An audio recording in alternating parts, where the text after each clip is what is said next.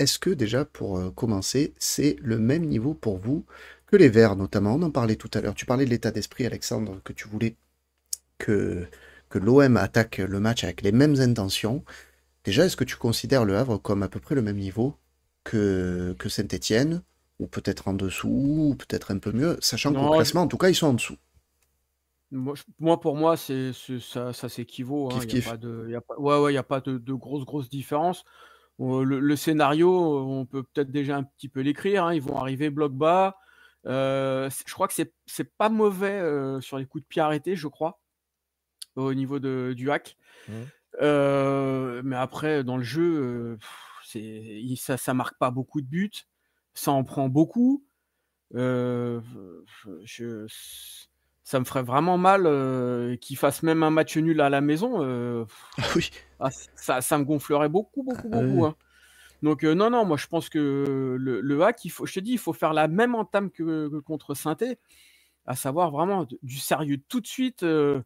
Et ouais, faut les bouffer, quoi. Il faut même pas leur laisser d'oxygène ou quoi que ce soit, hein. Faut y aller. Ouais, comme Saint-Étienne, je te dis. Si on fait le même match que Saint-Étienne, c'est match gagné. tuer le match tout de suite, quoi. Attention, Ouais. ils encaissent pas non plus énormément de buts à l'extérieur. Ils ont encaissé que 10 buts en 7 matchs à l'extérieur, ce qui est peu, hein, parce que tu vois, nous par exemple, on en a encaissé 7 en 8 matchs, Lyon par exemple, 9 en 8 matchs. Donc tu vois, ils sont dans la moyenne, on va dire, haute. C'est pas des équipes comme Saint-Étienne qui en prennent 27 à l'extérieur, tu vois, par exemple, en 8 matchs, tu vois. Donc c'est une équipe qui encaisse peu, par contre, qui effectivement marque très très très peu de buts. Ah ouais, plus mauvaise attaque. Ils ont marqué que 6 buts à l'extérieur. Et j'ai même un peu regardé les buteurs. En fait, il n'y a même pas un attaquant qui a marqué un but. Je crois que leur meilleur buteur, c'est un milieu de terrain. C'est Ajorc qui joue à Nantes et il a marqué contre son camp. Voilà. Non, mais après, je crois que tu as André Ayou d'ailleurs, hein, qui est là-bas. Ouais, il y a Ayou. Ouais. Voilà. Ouais. Bon, je crois qu'il n'a pas marqué jusqu'à présent. Peut-être un seul but. Il me semble pas. Donc voilà, le Havre, bon, ouais, c'est sûr. Ils ont très très peu de. Ouais, je vois. Voilà. Touré, c'est un milieu défensif, 3 buts. Et après, c'est Gauthier Lloris, je crois que c'est le frère d'ailleurs de. Ouais, le frère de Hugo Lloris, qui est défenseur et qui a mis 2 buts. Sinon, après, c'est que des mecs à un but. Voilà, Casimir, Kouzaïev, etc. Donc. Non, ils ont marqué très très peu de buts. Ouais, c'est une équipe qui, normalement, ne doit pas nous mettre en difficulté défensivement. Un peu comme Saint-Étienne, un peu comme Montpellier. Voilà, tu vois, pour moi, c'est le même style d'équipe on doit leur rouler dessus. Mais la seule différence, c'est que c'est à domicile ce coup-ci. Donc, attention. Ouais, je suis assez d'accord. Hein, je suis assez d'accord avec vous, les gars. Normalement, c'est kiff-kiff, comme tu dis, Alex. C'est comme les Verts. Voilà, on le rappelle, plus mauvaise attaque de Ligue 1, 11 buts. Troisième pire défense quand même, malgré tout, hein, même s'ils encaissent moins à l'extérieur. Mais bon là, il y a 2 buts encaissés par match en moyenne. Hein, c'est quand même énorme. Hein. Éliminé en Coupe de France par Brioche Pasquier, là, le stade Brioche. Le nom du club m'a fait rire. Le stade Brioche. Voilà, Brioche Pasquier. Mais clairement, oui, on va avoir à faire un bloc bas comme d'habitude. Hein. On commence à avoir à prendre le coup avec ça. J'ai vu, ils sont plutôt en. Alors, ce qui est marrant, c'est que quand tu vois la compo, tu as l'impression qu'il y a plutôt 5 défenseurs, mais en réalité, quand tu prends les positions moyennes, c'est un 3-5-2 en fait. Hein. Leur compo, c'est un 3-5-2. Ouais, c'est un 8-1-1. Et puis, tu vas voir que ça va se rejouer. L'entraîneur, c'est qui? C'est Digard, je crois. C'est ça. Ouais, c'est ça. Mais voilà, tu vas avoir affaire à une équipe qui va tenter de subir, de tenir bon, et qui va tenter de profiter d'une petite opportunité. Mais j'ai regardé les stats. La dernière victoire à Nantes, c'était le 24 novembre. Il n'y a même pas de leçon à en tirer réellement, puisque comme j'ai dit, ça a terminé par un but contre son camp. Mais ils ont eu 29% de possession. Ils ont eu 7 tirs contre 18 pour les Nantais. En réalité, c'est un hold-up le match. Donc. C'est très très compliqué ce championnat. Ils ont été 29% de possession de balles, mais ils ont été pour le coup 7 tirs, 5 buts, enfin 7 tirs, pardon, 2 5 buts. tirs cadrés, 2 buts, donc un contre son camp. C'est pour ça, il n'y a pas de leçon à en tirer pour moi. Le Havre. Mais c'est typiquement ce qu'on peut avoir contre. C'est typiquement ce qu'on peut avoir là. Ah non, arrête. Non mais attends. Ne me tue pas pour le nouvel an, quoi. Mais non, mais moi je suis venu ce soir pour essayer de refaire redescendre tout le monde. C'est le mec qui parlait de titre au début de saison. Les gars, calmez-vous, s'il vous plaît. Calmez-vous, le mec. Je plaisante. Non. On doit leur rouler dessus. Bah oui. évidemment. Ah oui. Évidemment. Est-ce que pour vous, justement, par rapport à ça, cette équipe qui est a priori largement à notre portée, est-ce qu'on va devoir, ou est-ce qu'on devrait en tout cas, faire tourner en prévision des prochains matchs? Parce qu'on parlait du calendrier qui est important. Ensuite, tu l'as dit, on va à Rennes, on reçoit Lille. On a un enchaînement assez énorme. Bon, on est entre deux parce que peut-être qu'on est tenté de se dire il faudrait faire tourner. Néanmoins, il y a quand même la problématique de reprendre le rythme après cette coupure. Qu'est-ce que vous feriez, toi, Alex? Qu'est-ce que tu ferais? Est-ce que tu ferais quelques petits changements avec quand même une précision à apporter? On a Lirola et Kondogbia qui sont blessés, qui seront absents hein, sur ce match. J'ai pas forcément envie de beaucoup changer le 11. Après, effectivement, ça va être des remplacements subis. Et d'ailleurs, tu verras que dans la conf, quand il y a un journaliste justement qui lui a posé la question par rapport à Kondogbia, il n'a parlé que de Brassier et pas de Cornelius. Donc, est-ce que c'est un indice pour nous dire que Brassier sera peut-être titulaire? À voir. Parce que j'ai trouvé quand même étonnant qu'il ne parle pas de Cornelius sur le coup.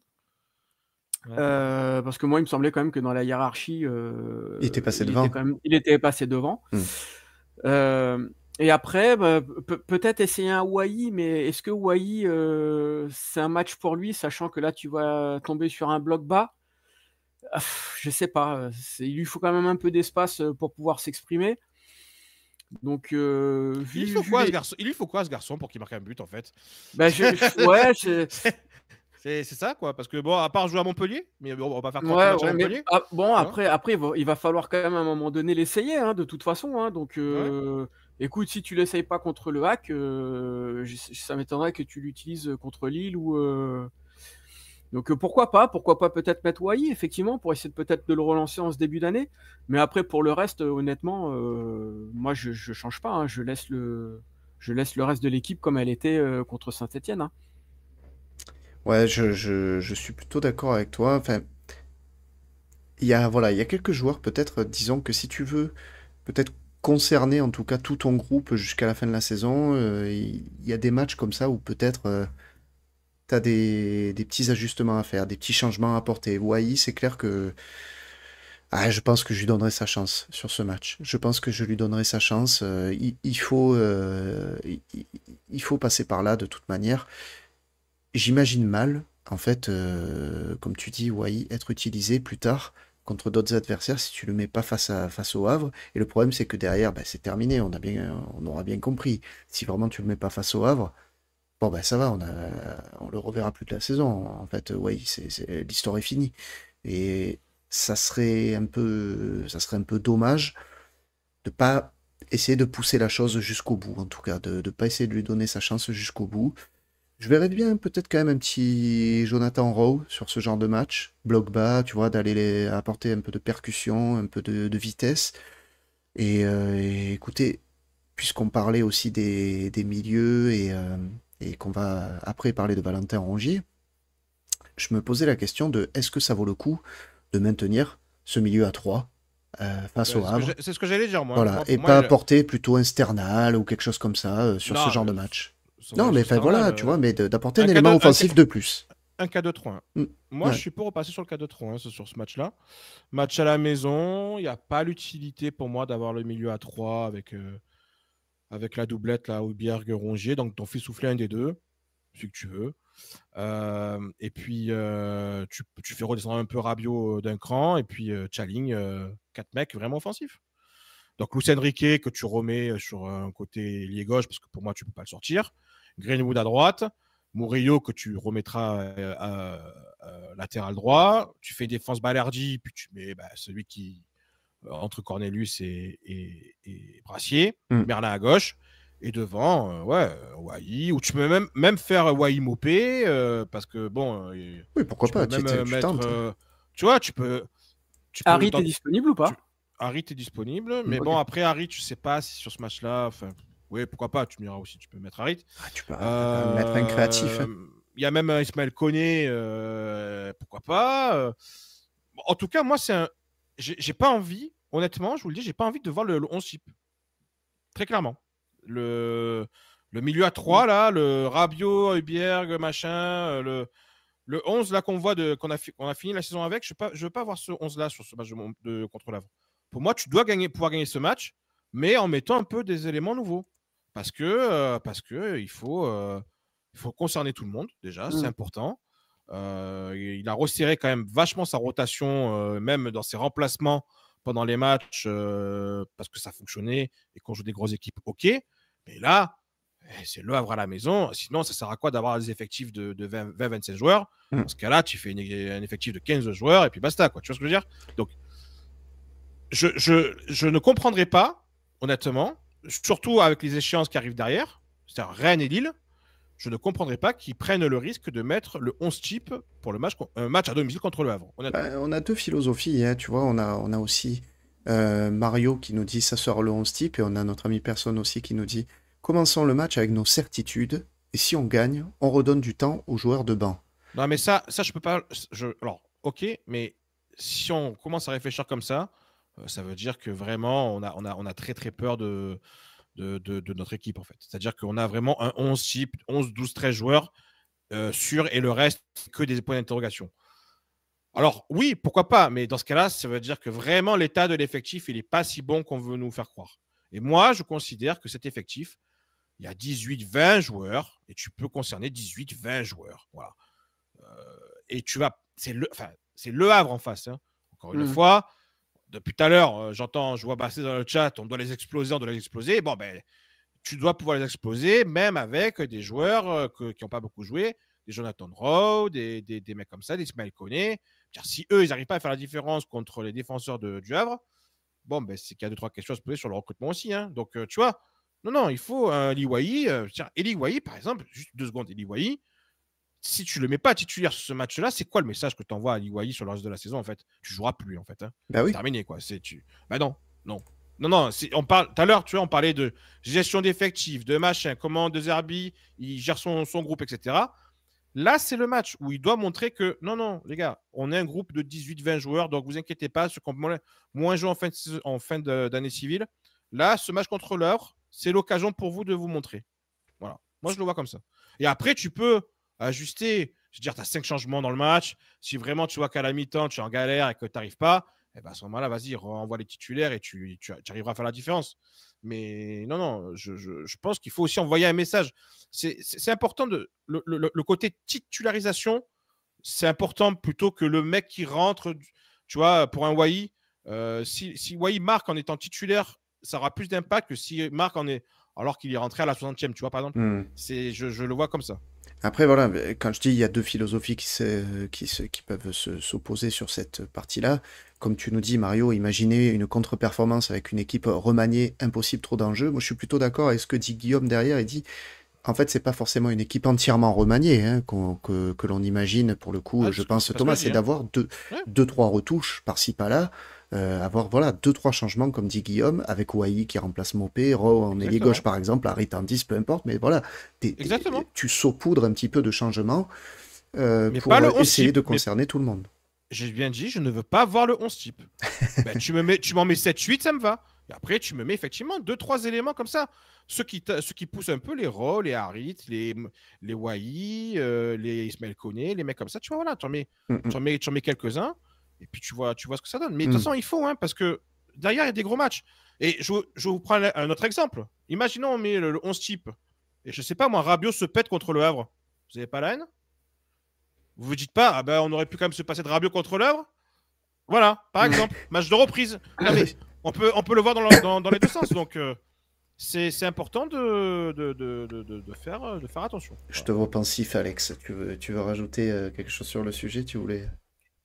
Non, c'est intéressant. Ouais, effectivement, faire 2-3 retouches. Après, est-ce que changer tactiquement, ce serait bénéfique? Ouais, faut voir. Pas contre. C'est vrai que si tu le fais pas maintenant, ça va être compliqué de le faire après. Ouais, c'est des bons arguments. Ah, de toute façon, on va dire, c'est la difficulté du métier d'entraîneur, hein, voilà, hein, tu vas être jugé quoi qu'il arrive sur sur les choix que tu fais, et après, derrière, bah, voilà, ça reste du foot avec la part d'incertitude qui existe, et Ouais, bien sûr. voilà, de toute manière, voilà, s'il joue avec le 11 type et que ça se passe mal, on dira, ah ouais, mais pourquoi il avait pas rajouté des créatifs en plus? S'il joue avec des créatifs en plus et qu'il remanie et que ça se passe mal, on dira, ah ben ouais, mais il aurait dû mettre le 11 type. En fait, il n'y a jamais de bonne solution quand Après, je ça vais se te passe dire un mal. truc. Je pense que le forfait de Kondogbia va peut-être aussi l'obliger Ouais, malgré c'est tout vrai ça. À modifier, ouais. à faire des Bien sûr. changements parce que honnêtement, tu me remets une défense à 3 avec un milieu à 3 contre l'œuvre à la maison. Ok, d'accord. Ce 11-là me va très très bien, on en a déjà parlé. Hein. Tu me mets ce 11-là contre Lille, à Rennes, à Nice. Ok, franchement, je banco, pas de souci. Mais là, tu joues Le Havre et tu as joué Strasbourg à la maison. Mets un offensif de plus quand même. Mets-moi un offensif de plus. Repasse sur le schéma que tu faisais en début de saison. Là, le match à Brest, où tu leur en colles sec dans un 4-2-3-1. Personne n'avait rien à redire par rapport à ce Je le vois comme match-là. ça aussi, moi. Tu vois ce que je veux dire? Donc, Bien il ne sûr. faut pas non plus rester sur l'instant, le truc très court terme. Je pense que cette équipe est en capacité de jouer sur plusieurs schémas tactiques. Il y a des joueurs intelligents. Donc, voilà. Alors les amis, on va terminer notre avant-match avec quelques petits pronostics, comme nous avons l'habitude de le faire. Et déjà, ben, on va remercier notre partenaire Parion Sport, puisque il vous a fait bénéficier de beaux cadeaux pendant le Noël Olympien, hein. On rappelle, il y a des places qui ont été gagnées, qui ont été remportées pour OM Le Havre d'ailleurs. Il y a aussi pas mal, je crois que c'était trois suites qu'on a fait gagner au total. Trois suites Parion Sport que l'on a fait remporter et qui arriveront très bientôt. Je me suis renseigné, les amis, ne vous inquiétez pas, ils vont arriver très vite chez les gagnants. Donc, on rappelle qu'ils ont leur offre de premier pari doublé si vous vous inscrivez. Voilà, jusqu'à 100 euros de bonus. Votre premier pari, qu'il soit gagnant ou perdant, il est doublé avec 100 euros de bonus. Et Thomas nous a fait quelques petits pronostics. Alors, on commence par le prono sérieux. La deuxième mi-temps sera la plus prolifique, tu nous dis Thomas. Ça sent l'étude des stats. Ouais, et puis il y a victoire de l'OM aussi hein, dans le. Ah, pardon. Je sais pas si t'avais bien vu. Non, j'ai lu trop Non, c'est pas vite. grave. J'ai lu C'est trop vite. victoire de l'OM et la deuxième mi-temps sera la plus Ah, prolifique. d'accord, d'accord. Pourquoi? Parce que j'ai regardé juste un truc en fait. Effectivement, c'est le nombre de buts que l'on marque et on marque plus de buts en deuxième mi-temps. Ça m'étonnerait pas quand même qu'on ait un scénario du style on mène 1-0 à la mi-temps, tranquille, et par contre en deuxième mi-temps, on fait beaucoup plus la différence. Après, c'est nombre de buts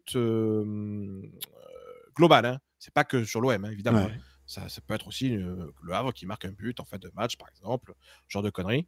Donc voilà, je vois bien un truc comme ça. C'est vrai qu'il faut demander les paris à JC, hein, nous dit Nicolas dans le chat. Oui, sinon, il faut demander à JC en fait. Hein. JC, maintenant, toi qui vas faire les paris. Les numéros du loto, tout. Voilà, tout.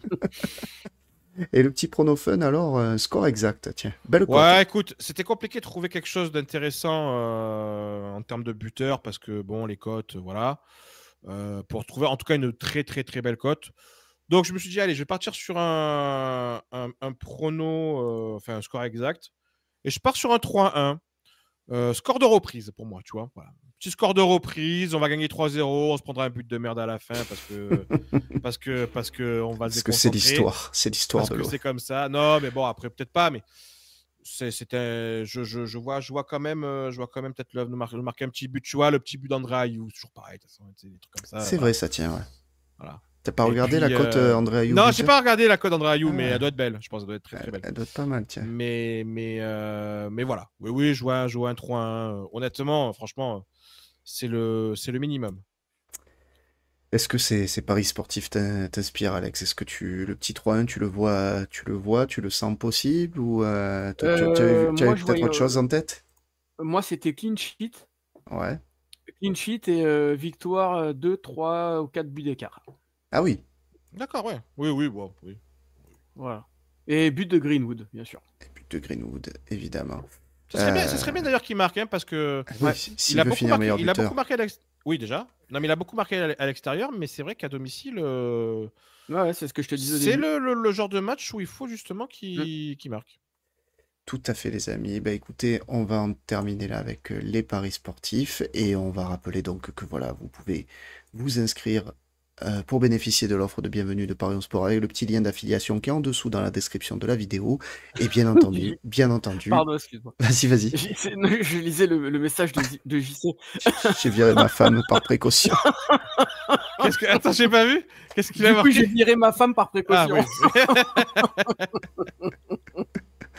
Je rappelle les amis avant de terminer cette rubrique que les jeux d'argent et de hasard peuvent être dangereux. Attention, soyez prudents avec vos mises. On le rappelle bien entendu, ne misez pas tout sur un triplé de André Ayou au Vélodrome. Voilà, le livret A de Mémé, gardez-le quand même au chaud, ça peut servir.